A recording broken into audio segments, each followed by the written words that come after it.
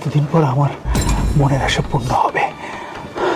Sir, আপনি বলেছেন আজকে যদি আমি শাড়ি পরে আসি তাহলে নাকি আমাকে পরীক্ষায় পাশ করিয়ে দেবেন। আমি আপনার কথা মতো শাড়ি পরে আসছি, পরীক্ষাতে আমি পাশ করতে চাই।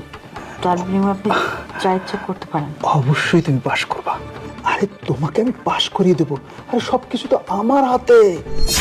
তুমি ফার্স্ট ডিভিশনে পাশ করবে, ফার্স্ট ক্লাস ফার্স্ট।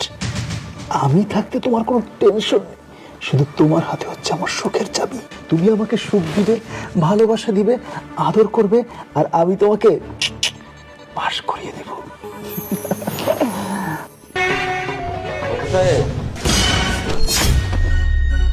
স্যার, আপনি? হ্যাঁ, আমি। আপনি আমাদের কলেজের ছাত্রীকে নিয়ে এসে আপনার বেডরুমে যা মন চাই করতেছেন। আমাদের কলেজের কিছু ছাত্রী, যেমন আমি আপনার সিনিয়র, অনেক দিন ধরে চাকরি করি, পরে 20টা বছর আমি পার করছি। প্রত্যেকটা সিনিয়র প্রতি তো আমার একটা হক আছে, আমার একটা অধিকার আছে। আমাদের কলেজের ছাত্রীকে নিয়ে এসে আপনি বেডরুমে আপনি আনন্দ ফুর্তি করবেন আর আমি দূরে থাকবো, এটা কেমন হয়? কি বলছেন স্যার? আসলে ব্যাপারটা হচ্ছে আপনি যেরকম ভাবছেন এরকম কিছু না। ও আমাকে নিমন্ত্রণ জানিয়েছিল, যার কারণে এসেছি। ও আচ্ছা, আমার বয়স হচ্ছে, চোখে একটু কম দেখি, মাথার চুলগুলো পেকে গেছে, কিন্তু এত কম দেখি না আর এত কম বুঝি না। আপনি যেটা বলতেছেন, এই হাত দিয়ে কত ছেলে মেয়েকে আমি মানুষ করছি, আমি মানুষ চিনতে ভুল করিনি। শুনুন, আপনি যেটা বলতেছেন আমি বুঝতে পারতেছি, আর আমি যেটা বলতেছি আপনি ক্লিয়ার বুঝতে পারতেছেন।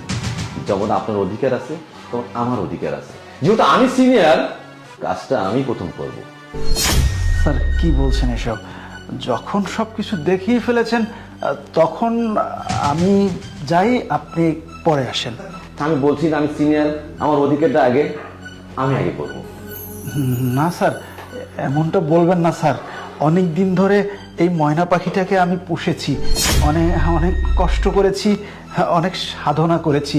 বলতে পারেন যে আমার সাধনার ফসলটাকে আমাকেই আগে ঘরে তুলতে দিন, তারপর না হয় আপনি যাবেন। তুই কি বলছিস? তোর মতো আমি আমার মতো, আমি একজন শিক্ষক, আমি একজন মানুষ গড়ার কারিগর। প্রত্যেকটা ছাত্র এবং ছাত্রী আমাকে সন্তান, আমাকে সন্তানের সাথে আমরা এরকম আচরণ করব।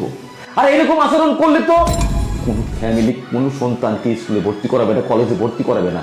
আর তোদের মতো কিছু নর্দমার কীট তোদের জন্যই স্কুলে ছাত্রছাত্রী আসতে চায় না। কেন কিছু জানিস? এই ধরনের ব্যবহার করার জন্য। তো কিছু আপনি কিভাবে জানলেন? আমি কিভাবে জানছি? রাম, আপনি এদিকে আসেন। আমি বলেছি সবকিছু। স্যার, কি আপনি কি ভুলে গেছেন অপু সাহেব? কারণ 5 বছর আগে আপনি একটা কলেজের দুর্ঘটনা ঘটিয়ে দিয়ে আসছিলেন। আমি আপনাকে ভালো করেই চিনি। সেই কলেজ থেকে আমার বদলি হয়ে আমি এই কলেজে চলে আসছি। এখন থেকে আপনি এই কলেজে, তাই আমার সব কিছুটা স্যারকে বুঝিয়ে বলতে কোনো বাধা ছিল না। আর ইভা হলো আমাদের কলেজের টপ একজন ছাত্রী। ও সবসময় পরীক্ষাতে ভালো রেজাল্ট করে, কিন্তু তার মাথার উপরে আপনি সব সময় একটা বোঝা চাপিয়ে রেখেছেন, কারণ আপনার কুদৃষ্টি তার উপরে পড়েছে। আপনি না একজন শিক্ষক হয়ে ছাত্রীকে কিভাবে ভয় দেখিয়ে পেরেশানিতে রেখে ফেল করানোর ভয় দেখেছেন আপনি প্রতিনিয়ত। কারণ আমি জানি ইভা কতটা পরিশ্রমী একটা মেয়ে, ও পড়ালেখার প্রতি খুবই অ্যাক্টিভ। আপনাকে একটা সাফ সাফ কথা বলে দিই, আপনার মতো দুশ্চরিত্র কিছু লোক যদি কলেজের মধ্যে থাকে তাহলে আমাদের কলেজের বদনাম হয়ে যাবে। স্যার, এখন আপনার যেটা ভালো মনে হয় ওনার জন্য সেই ব্যবস্থাটাই করবেন। হ্যাঁ স্যার, ম্যাডাম যা বলছে সব সত্য কথা বলছে। স্যার জানেন, আমার পরিবারটা না খুব গরিব। আমার মা বাবা অনেক কষ্ট করে ছোট থেকে আমাকে লেখাপড়া করিয়ে এতটুকু বড় করেছে, যাতে আমি মানুষের মতো মানুষ হই, ওনারা যেন আমাকে নিয়ে গর্ব করতে পারে। আমি খুব মন দিয়ে পড়ালেখা করি, কিন্তু এই স্যার আমাকে কথায় কথায় খালি ভয় দেখায়। আমাকে বলে আমি যত পড়ালেখা করি না কেন, পরীক্ষা যদি পাশও করি উনি নাকি ইচ্ছাকৃতভাবে আমাকে ফেল করিয়ে দিবে, কারণ উনি আমাকে ওনার বেডে আসতে বলছেন। আমি স্বীকার হইনি স্যার, বিশ্বাস করেন আমি রাজি হইনি দেখে উনি সবসময় আমাকে এই ভয় দেখায়। কিন্তু স্যার আমি শুধু আমার বাবা মার মুখের দিকে তাকিয়ে আমি রাজি হয়েছি উনি যাতে আমাকে ফেল না করেন।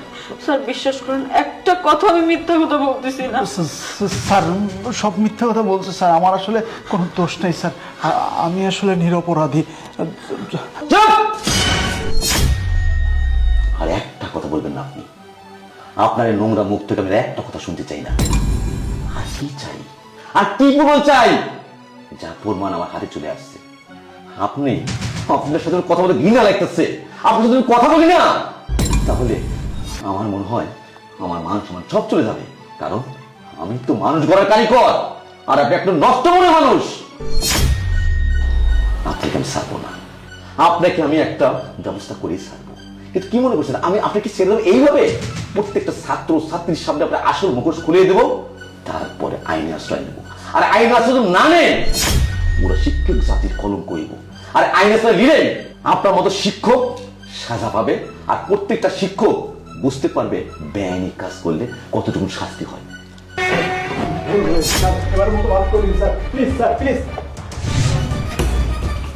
আপনাকে যে কি বলে ধন্যবাদ দিব বলে বোঝাতে পারতেছি না। আপনার জন্য আজকে আমি অনেক বড় রাত থেকে বেঁচে গেছি।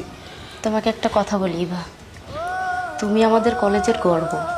তুমি একজন টপার ছাত্রী, আর আমি একজন মেয়ে হয়ে আরেকটা মেয়ের সর্বনাশ হবে এটা কখনোই চাইনি। ভালোভাবে পড়ালেখার দিকে ফোকাস দাও, তোমার বাবা মায়ের স্বপ্ন পূরণ করতে হবে। চলো।